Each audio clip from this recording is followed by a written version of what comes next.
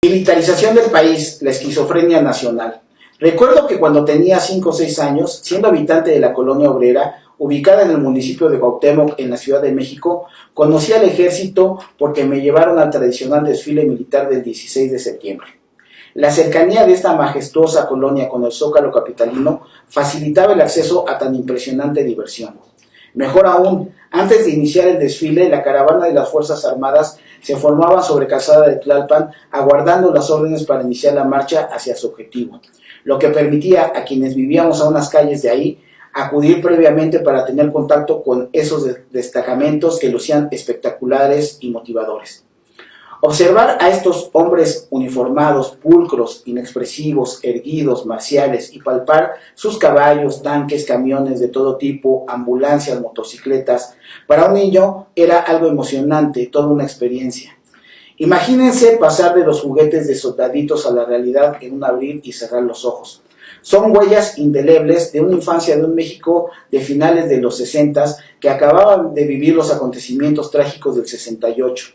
Mientras quedaba perplejo ante los integrantes de esta institución, los adultos de esa generación sabían de la letalidad de ese ejército, que a través de un grupo de élite del mismo había realizado un acto que marcó un antes y un después de las muertes de Tlatelolco a los mexicanos. Para 1971, con más edad, pero siendo todavía un niño, escuché a uno de mis tíos platicar con mis abuelos, casi susurrando acerca de que uno de mis primos que estudiaba en la vocacional lo habían mandado a Michoacán con unos familiares para esconderlo. Mis abuelos, recuerdo, dijeron: ese muchacho no entiende que con el ejército no se juega. Esa plática, con el paso del tiempo, la entendí y la contextualicé en los acontecimientos de ese año. A mi primo, su exilio a Michoacán le cambió su vida por completo. De ser un excelente joven estudiante a iniciar una relación compleja con una mujer mayor que él y toda la problemática que de ella emanó.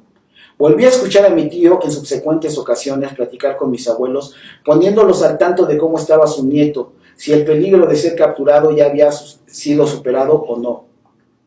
A diferencia de otros jóvenes, los órganos de inteligencia no dieron con su paradero, afortunadamente. En mi época adolescente, 3 diferentes subetapas bordaron mi visión del ejército. La primera, derivada de los hechos de sangre que cada 3 meses se daban en el centro nocturno del Quinto Patio, que se ubicaba a la vuelta de mi casa, en José T. Cuellar, casi esquina con Manuel Otón, y en donde se veían involucrados los sardos, así los denominaba la banda del barrio. En algunas ocasiones, ellos eran las víctimas y en otras mayormente victimarios, como cuando asesinó uno de ellos al hermano de un amigo con su arma de cargo. Obviamente quedó impune y la familia del finado con un dolor inmenso que perduró años. Por obvias razones, la banda siempre repudió a los sardos con razones fundadas, debido a su abuso de poder, prepotencia y mala leche. Otra subetapa fue cuando ingresé al CCH Naucalpan. Después de leer toda la bibliografía izquierdosa de aquel entonces y formando parte de diferentes colectivos políticos, reafirmé que los militares sí eran unos hijos de la chingada, que les valía madre matar a priori, tal como lo hicieron con el hermano de mi valedor y otros civiles en aquel Quinto Patio. La última subetapa fue cuando, al cumplir 18 años, tuve que hacer mi servicio militar, confrontando aquel primer contacto infantil con el ejército y lo que en ese momento sentía por los sardos. Un año asistí al campo militar número 1. Siendo honesto, nunca tuve un problema, quizá porque siempre he sido ordenado, disciplinado y motrizmente coordinado. 3 elementos fundamentales que en el programa de esa época se tenían que desarrollar en nosotros. Pero sí observé abusos, sobajamientos y denigración a otros compañeros. Aunque no todos eran manchados, aclaro, esto dependía de los mandos que estuvieran a cargo.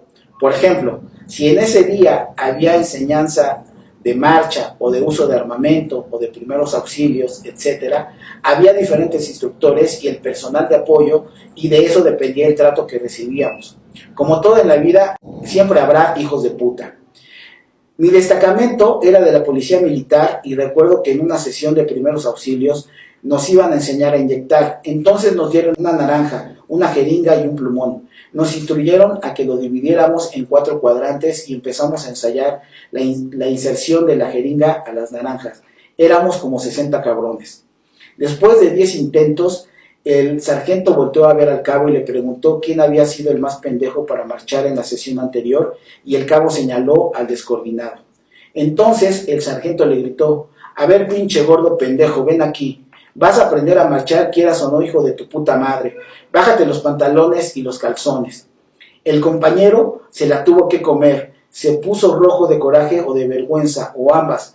Prosiguió el sargento: a ver tú, cabrón, pasa y márcale los cuadrantes en cada nalga. Y luego fue seleccionando a diferentes compañeros para que lo inyectaran, no menos de 8 güeyes. Así los métodos de enseñanza de aquellos ayeres. No sé si se han modificado, mejorado o empeorado. Ya como adulto y después de haber vivido esos diferentes contactos con las Fuerzas Armadas, lo que he tenido para el análisis adicional son su participación en los terremotos de 1985 y 2017. Quizá mi prejuicio hacia ellos no me ha permitido valorar objetivamente su participación, porque a mi juicio considero que se les ha sobrevalorado en su actuar en estos y otros desastres naturales, ya que considero que la sociedad civil ha sido más efectiva en su actuar sin los recursos con los que ellos cuentan. Otros elementos para valorar su trabajo ha sido su intervención en la lucha contra el narcotráfico, en donde se han visto envueltos en actos de corrupción y violación a los derechos humanos, así como otros casos de abuso como Zongolica, Ayotzinapa, etcétera, etcétera. Desde el sexenio de Felipe Calderón, en el extinto Partido Socialdemócrata, del cual fue dirigente nacional, estuvimos en contra de la militarización del país. Fuimos críticos severos. También lo fueron el PRD, Convergencia, ahora Movimiento Ciudadano, el PT y posteriormente Morena. La izquierda completa cifró parte de su lucha en contra del autoritarismo y de los asesinatos cometidos en contra de miles de ciudadanos que levantaron la voz. Estudiantes, campesinos, maestros, defensores ambientales, activistas sociales, dirigentes políticos, líderes sindicales. Y ayer, esa misma izquierda que se decía agraviada con sus votos en el Senado, encumbrará en la Constitución mexicana la militarización del país. No importa si será con un mando militar o civil, si será con posible desaparición de 5 años, eso es intrascendente. El mensaje es claro: al igual que el PRI y el PAN, este gobierno requiere de las Fuerzas Armadas para pacificar al país, pese a la presentación de especialistas nacionales y extranjeros en el Parlamento abierto realizado en el Senado, en donde expusieron la gravedad política y técnica de llevar a cabo esta decisión esquizofrénica. No conforme con ello, las izquierdas tomadas de la mano con quienes usaron al ejército en sus gestiones de gobierno, con los resultados negativos que los especialistas han exhibido una y otra vez, ofertaron un discurso victorioso al votar por unanimidad este acto esquizofrénico de un país convulso que sufre amnesia senil e incongruencia patológica. Considerando que la mayoría de los senadores y senadoras rebasan las 5 décadas de edad y por lo tanto cuentan con todo el bagaje de conocimiento de estos atropellos.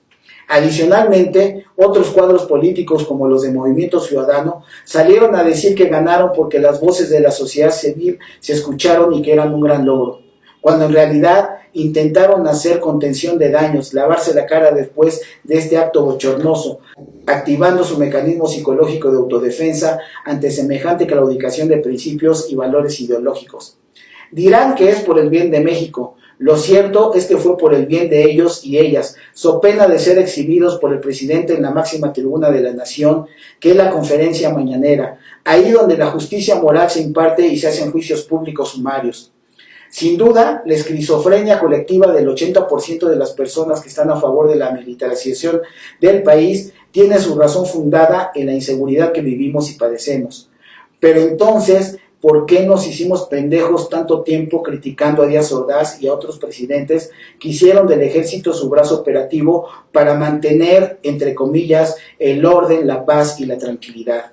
Ahora no solo se les dará esta responsabilidad al ejército, sino la construcción de aeropuertos, desarrollos inmobiliarios y otras actividades propias del ejecutivo, porque el ejército, dice el presidente, es pueblo uniformado, pueblo bueno, sus manos no forman parte de las élites del país y el comandante supremo, que se dice liberal, nunca les dará la orden para reprimir a los mexicanos.